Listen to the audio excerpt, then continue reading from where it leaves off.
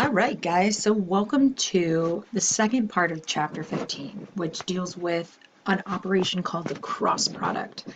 Okay, so first of all, cross product of two vectors, which I've got the symbol shown here, that is going to result in a vector C, okay? And some of the attributes that happen when you do what's called the cross product is that vector C, the result, is perpendicular to the plane that contains A and B. So what does that mean? Well, if you were to draw A and B, so you can imagine A and B are in this flat plane here, right? That resultant vector is perpendicular to that plane. In fact, not only is it perpendicular to the plane, it's actually perpendicular to both vectors A and B. So there you go. So the cross product is perpendicular to the plane and it's also perpendicular to each vector. Okay, the second part of the cross product is that the magnitude of the cross product, and magnitude again can be denoted with the absolute values, the magnitude of the cross product is equal to the parallelogram that's formed. So it's equal to this parallelogram. So it's equal to the parallelogram that's formed by A and B. So again, draw it down here. So it's equal to that area. So, and that should make sense. Magnitude of a vector should result in a scalar. So magnitude of the cross product would be a scalar, but the actual cross product itself is a vector. Okay, so again, C is a normal vector to this plane, and thus it's normal to each of these because it's perpendicular. Okay, main ideas. Okay, so let's figure out some of the cross products for some of the simple ones that we're going to look for. Okay, so when we do these, when we compute cross products for more complicated vectors, we can go back to some of those ideas that we're going to start with. Okay, so when we do cross product, we do something called the right hand rule. Okay, so you're going to use your right hand, which I have a visual aid here. You're going to use your right hand and you're going to point the thumb of your right hand. So I'm doing C cross A in this picture. You're going to point your thumb in the direction of your first vector, so this case C. You're going to point your fingers, or you can just use your pointer finger, it doesn't really matter, in the direction of A. And then the direction that your fingers or hand would flap, if you will, the result when you flap it in, so when you turn your hands in, you result in a vector that heads in the direction of B. That is your cross product. So voila! For the magic of technology, I'm able to be here in person to show you how to use this right hand rule. Okay, I am coming at you using, it's going to look like I'm using my left hand, but I'm not. It's actually my right, and it'll be easier for it to interpret on the video, so I'm going to be using this hand, but I promise you that it is my right hand. Okay, so when we do the right hand rule, the most important thing is that your first vector needs to be your thumb, and your second vector needs to be your pointer finger, okay? And when I do that, I don't know if you guys can see this, but when I do that, when I create this scenario, my pointer finger can only move in one direction, okay? And so that perpendicular direction that your pointer finger is able to move in is your resultant cross product. So that's what we're going to work on. So we're going to work on that movement that's happening there. It can't move in, like I can't move up, but I can definitely move down. So that's, you're going to always move it towards your palm, okay? And then that's going to give you your resultant cross product. Okay, so let's actually try some. Okay, so first of all, before we go too much further, I want to point out what happens when you cross a vector with itself. So if you remember from the first page of notes, I said that when you cross a vector, when you do the cross product, that's also, the result is also the area of the parallelogram that's created with these two vectors, right? So if I were to find the area of two vectors, but those two vectors are the same vector, meaning they're headed in the same direction, then there is really no area. They're basically on top of each other, right? And so since there's no area, that's the null vector, or it's a degenerate parallelogram is what we call it. So anytime you cross a vector with itself, you just get 0 or the null vector. So I'm actually going to fill in zeros for any place where it's the same vector cross itself. So tic-tac-toe. But anyway, let's do some ones that are actually going to come out to vectors that I can do the cross product for. So okay, so let's start with I cross j. So I cross j. So I.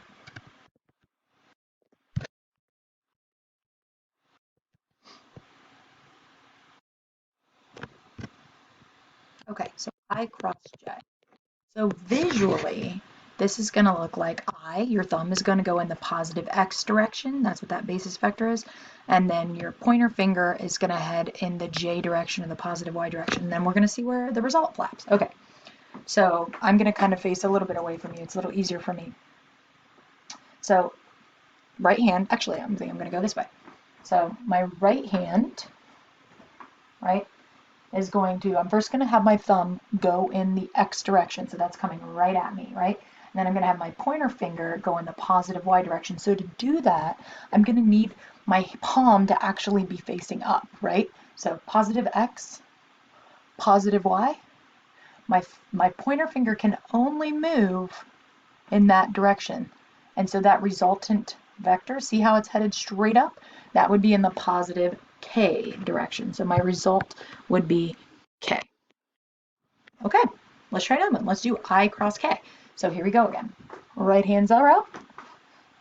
So we're going to go I, which is coming right at me, k, which is headed straight up for my second vector, and then my result as I move that pointer finger would head in the negative y direction. So that would be negative j.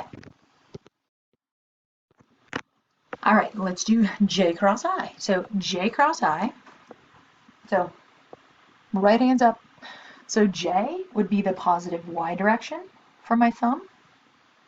And I would be the positive x. So to do that, my palm has to basically be facing down, right? You see that? And so then what way does your pointer finger move? It moves down. So that's in the k direction, but it's negative. So j cross I is negative k. All right, let's do j cross k. So visually, j cross k, this would be your thumb. This would be my pointer finger. Let's see it in action. So j, positive y direction. K, straight up. Only way my pointer finger can move, directly at us, which is the positive x direction, so I. All right, last row.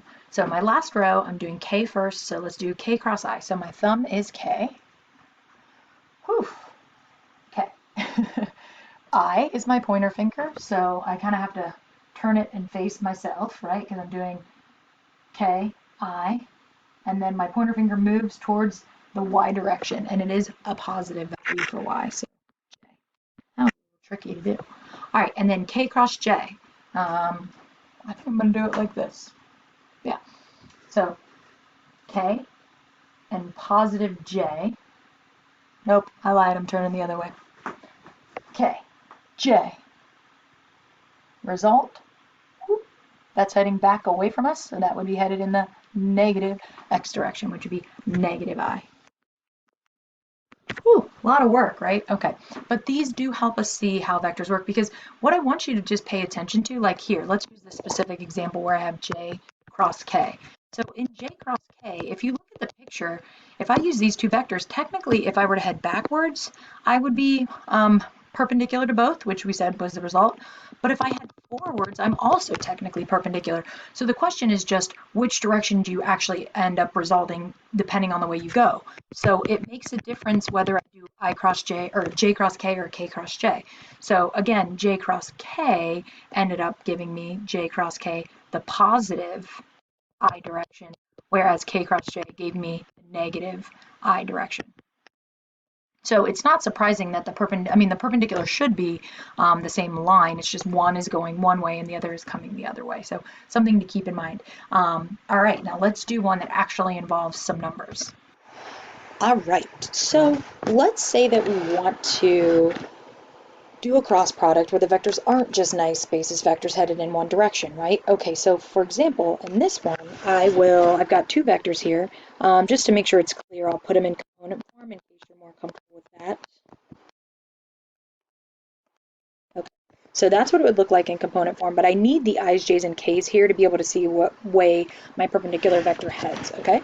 So a lot of you think of the cross symbol as multiplication, and in this particular case, I mean, it kind of is like multiplication. In fact, it follows the same rules of multiplying quantities that have multiple terms inside. So like if you were multiplying these out in algebra, you would just do 3i times 2i, and then 3i times 3j, and then 3i times 6k, and so on and so forth. So notice that's what I've got here, 3i times 2i, 3 or cross, 3i cross 3j, 3i cross 6k. Then I move on and do 5j times everybody. And then I do k times everybody, right? So that's basic just multiplying quantities. Now what's cool about this, you'll notice, is in this first term, I can multiply the 3 and the 2 to be 6, and then I have I cross I, right? Here I can multiply the 3's and get 9, but I have I cross j, so I multiplied all that out.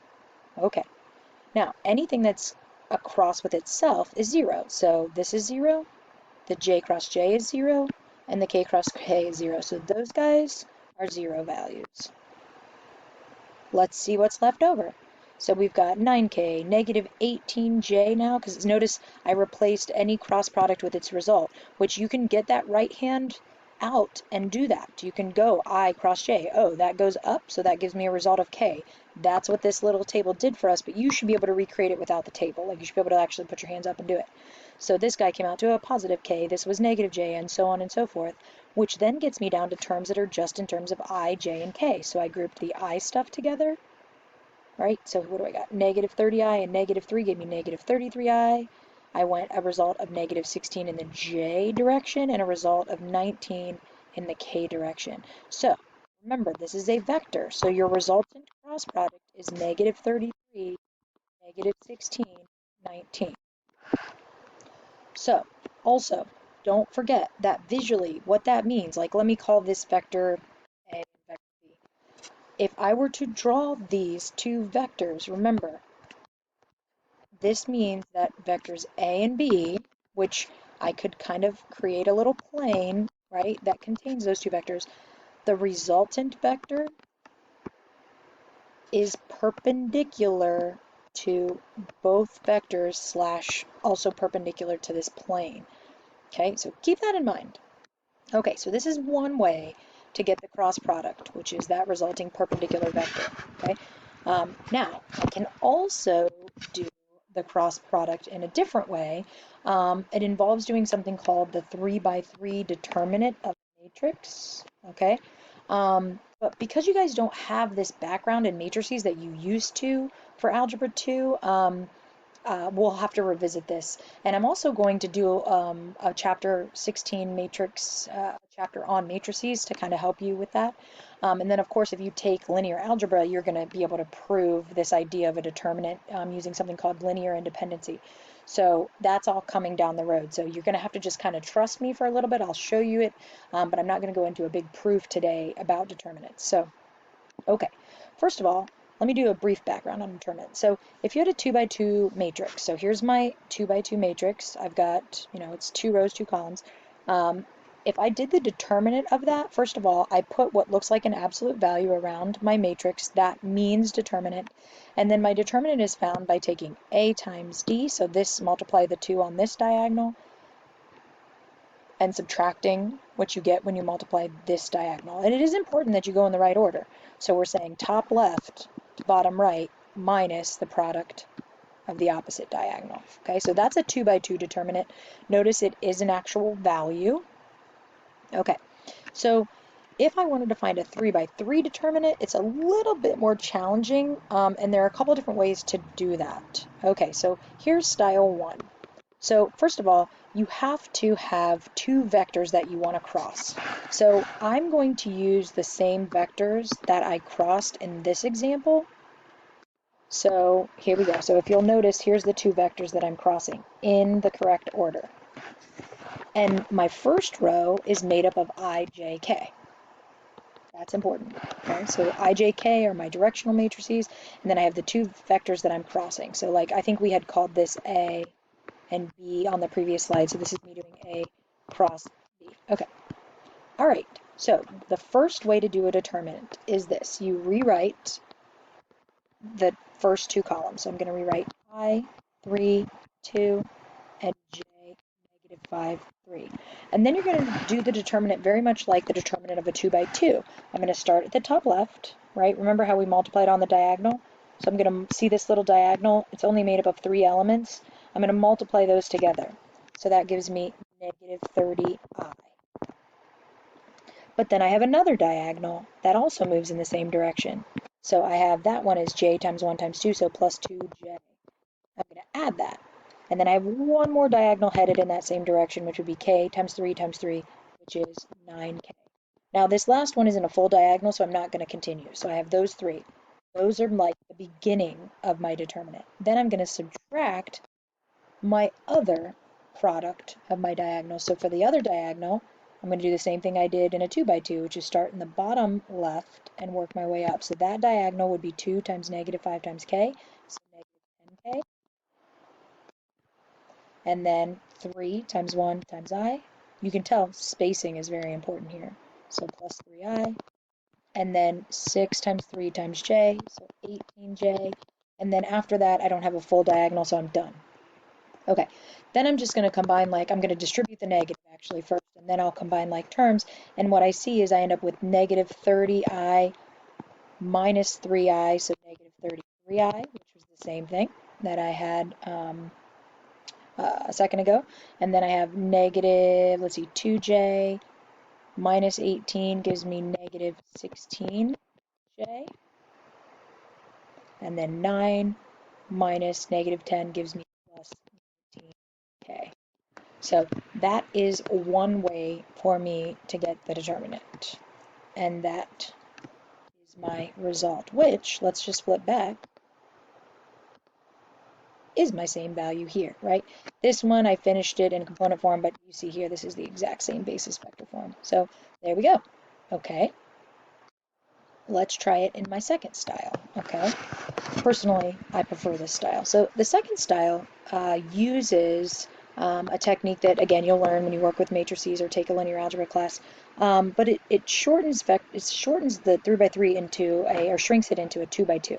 So here's what it does. If I want to find the I term, right, because I'm going to have an I term, a j term, and a k term. If I want to find the I term, to get the I term, you're going to visually cancel out that column and that row, which leaves you with a 2 by 2. Do you guys see that? And then I'm just going to find the determinant of that 2 by 2 and multiply it by. So my determinant here, make sure you go in the right order, would be negative 30 minus 3, which is negative 33i, which is exactly as it should be. Okay, for the next one, which is j, same thing. But because j is in the middle, and if you were trying to work your way forward, you don't have anybody over here, the easiest thing to do for j is do the determinant as normal, but you're going to put a negative out front. So you're going to do it as if it were normal, like this normal 2 by 2 determinant. But again, because normally you'd have to go forward, which would put the 3 and the 2 here. If I don't want to have to draw that extra stuff, I just have to remember that that middle term, the j term, should be negative. So 3 times 6 is 18 minus the product in that direction would be 2. So that's 16, but the negative up front gives me a negative 16j. Now the good news for the k term is that even if I were to have rewritten the stuff, this would be the correct order. So when I want to get the k term and I eliminate those two, these are already in the right order. So I don't have to put a negative out front. I can just do the k stuff like the normal 2 by 2 determinant. So 9 minus, I like to put the minus before I go looking for the second part. So 9 minus, and then I go negative 10. Otherwise, sometimes people tend to forget the minus. So then I have 9 minus negative 10, which is 19k. So there we go. I find this way to be easier just because I don't have to redraw anything and I can work with 2 by 2s rather than the whole 3 by 3 diagonals. Your choice. Personally, this is mine preferred version. Okay, so what the heck is this thing good for, Thatcher, right? I mean, you might be saying, great, you taught me how to do a determinant, but what is the determinant going to give me, right? So we did it, and we know that it gives me this vector, that's perpendicular to both, and it can do some area stuff, but like, how is this helping me with stuff that I've already been solving for? Well, let's go back to this idea of finding a plane given 3 points, right? Because that's something that we have been doing in the past few chapters. So here are my 3 points. So the first thing we usually did is we would write an equation of the plane. Now remember, a plane moves in two directions, right? And so you have two parameters to create a plane. So if I want to do the vector equation of a plane, I start off with an initial point, so I'm going to start at P, and then I'm going to move from P. So I'm going to do P to Q, and then I'm going to have the vector P to R to show my movement, right? So remember, here we are. We go out to point P from the origin, and then we move in the direction from P, so like PQ and PR, and that's what creates that plane. So that's what we're doing. Okay, so I have my two parameters. I'm going to start with S. So P to Q would be, let's see, +3, -5, +1. And then the direction headed from P to R, my other vector, would be, let's see, 2, 3, 6. Okay, so in the past, then I would take this equation for a plane, and I would write the parametric version, right?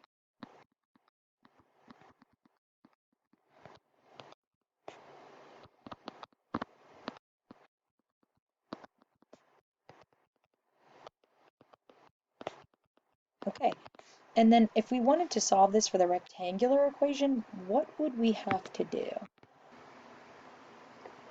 We would need to eliminate the variables, right? So we would have to get rid of t or s in whatever order we want. So for me, I'm going to start by I'm going to eliminate s first.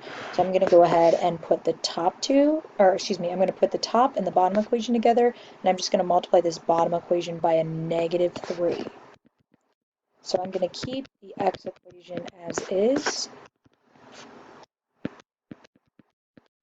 I'm going to multiply this guy by a -3.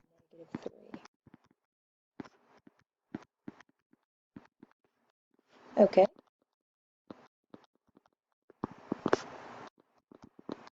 Okay, so now this one's just in terms of t. So then I'm going to use two different ones. So I'll use the bottom two, and I'll use the y equation as is, and I'll multiply this one by a +5.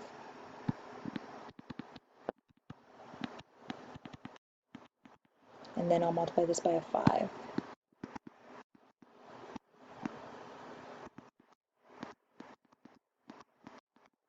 Okay.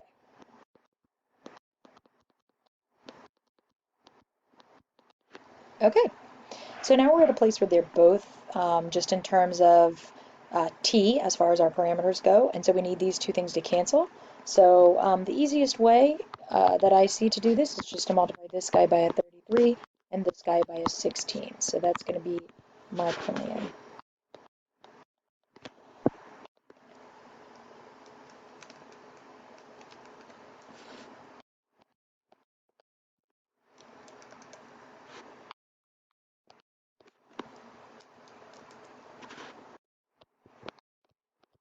Okay, and then I'm going to multiply this guy by the 16.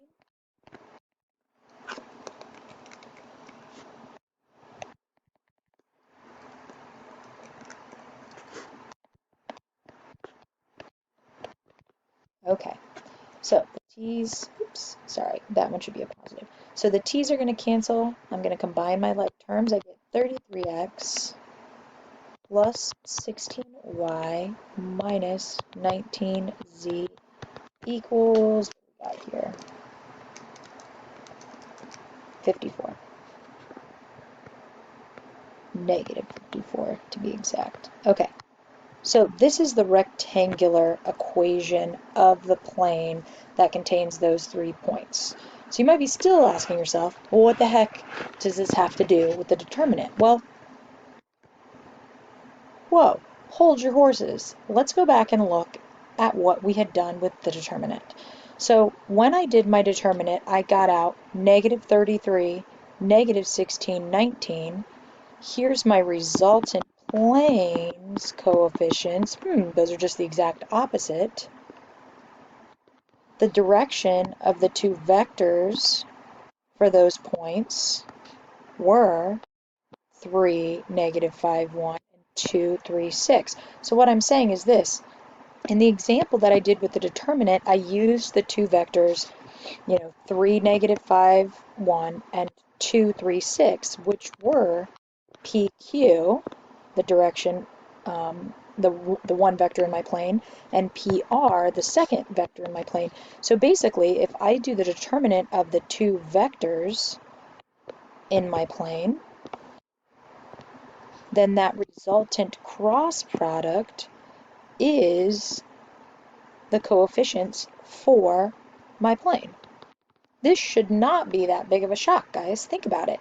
We said that the cross product of those two vectors is a vector that's perpendicular to both. Well, if you're trying to get this purple plane, remember we said that if you could find a vector that was perpendicular to that plane, you could just use its coefficients as the coefficient, or you could use its components for the coefficients of the plane. So this should not really be a shocker, but this is huge. This means that I can use the result of the cross product as the coefficients for my plane. Now, how am I actually going to get the plane if I do that? Because like, what if I just did the cross product? That would leave me with this, right? Which would mean, okay, I could say, again, maybe I switch all of them so that my x value is positive. So I'm going to use the positive version and then the negative version for the z value. If I wanted to get the actual purple plane, what would I need at that point? Yeah, I would need one of these points, which remember, right here was point P. So then I could just plug in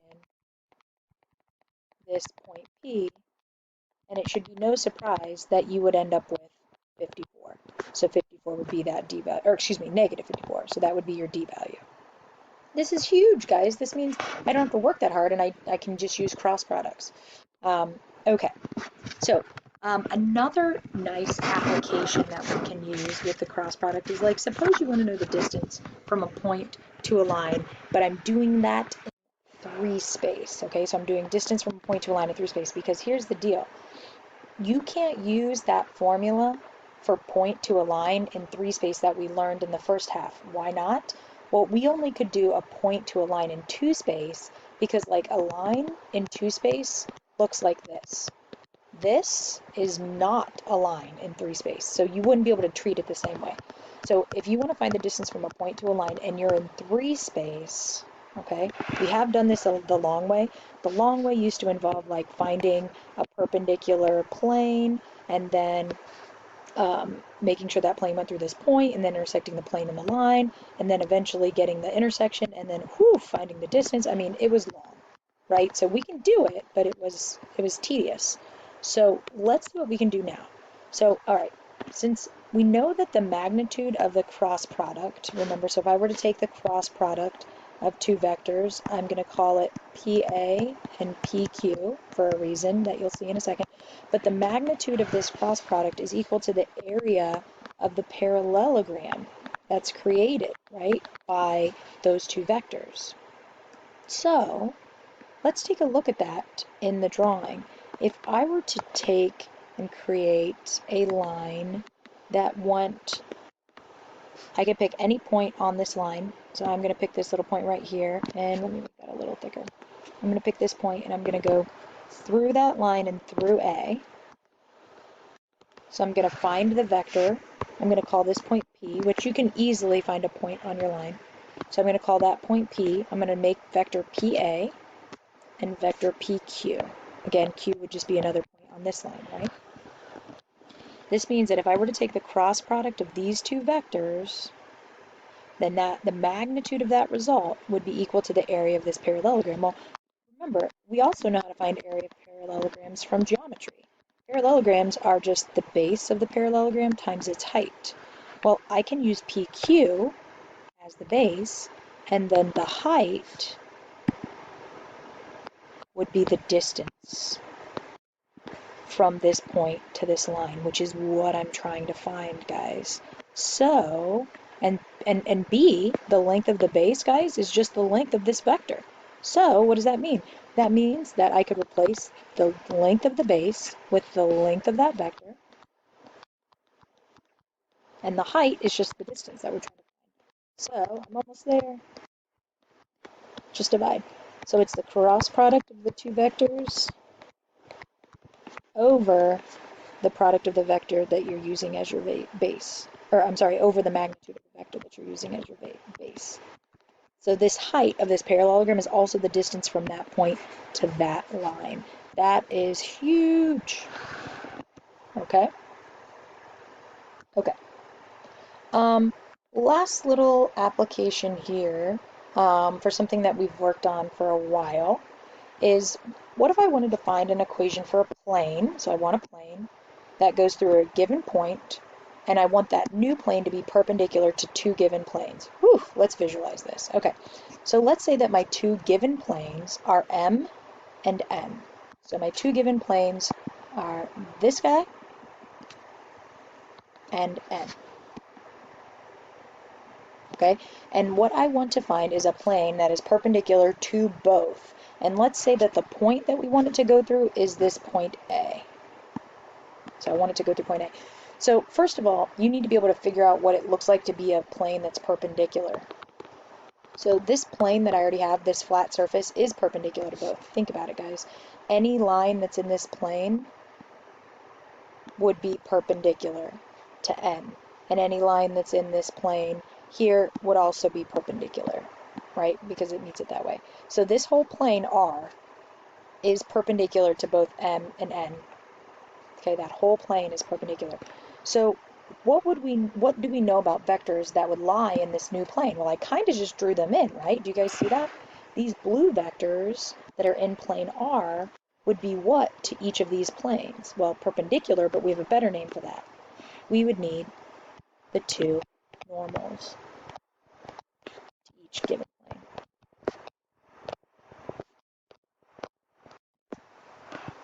Okay, so then if we have these two normals, then we have two vectors in this plane, which remember today we just learned that if you take the cross product of two vectors, you get a vector that's perpendicular to them. So let's see if we can see where that would be in our plane. Well, if this is the plane that I'm using, my cross product would be a vector that's perpendicular to both. Hey, guess what? That vector could be line PQ. See how that vector is perpendicular to my orange plane? Because remember, I'm about to cross these two blue vectors. In fact, let me give them some names. Let me call this vector normal 1. Let me call this vector normal 2. So if I cross normal 1 and normal 2, guys, I am going to get a vector that's perpendicular to that flat surface. And in my drawing, that could be vector P. Do you guys see that? And then remember, the whole important part is that then vector P, the coefficients of this guy would be the coefficients for this plane, which could help you write it. And then, of course, you would need a point to plug in to get D, and then that point could be A, because remember, you were given a point you wanted to go through. Now, do you guys see? Here's a little unexpected extra. What do you notice about this new plane and the line of intersection of the two original planes? Well, this vector that we just found, this resultant cross product, not only is it the coefficients for this bottom plane, but it's the intersection. That's huge. So this vector is telling me the direction of my intersecting line. That is a big deal. Some of you did that as a bonus on the last test. So like if I want to find the line of intersection now of two planes, all I need to do is cross their normals, which will give me this vector that is their intersection. And then if you wanted to make the equation of the line, you could just start at the point you were given and then go in that direction. Now that may take you a couple of times to watch, and I'm sure I'll get some questions on this in class, but that's a huge idea. So I'm able to find the line of intersection of two planes using cross product. I'm able to find a plane that's perpendicular to both using the cross product, and in general, I'm allowed to, let me find it here. In general, I'm able to use the cross product of two vectors in a plane to now find the coefficients for the plane. And that is the most efficient way that we are going to have for taking 3 points and writing an equation of a plane. I don't know if you guys remember, but way back, let me go back a little bit. We used to do this using Diophantine equations. Remember that? Where you'd have to get everything in terms of D and solve. Woo! Then we used the vector version and we were able to, eliminate parameters. And that was still kind of crazy. And then finally we're learning that we can get this perpendicular vector by taking the cross product of two vectors in the plane, and then that gives us the coefficient. So we have come a long way for defining and finding vector or equations of planes. So this is huge. This is kind of the culmination of that. Okay. All right. So I would take your time, go back through these, practice some of those cross products, practice that right hand rule, and see how you do with this. And we'll practice some in class. All right.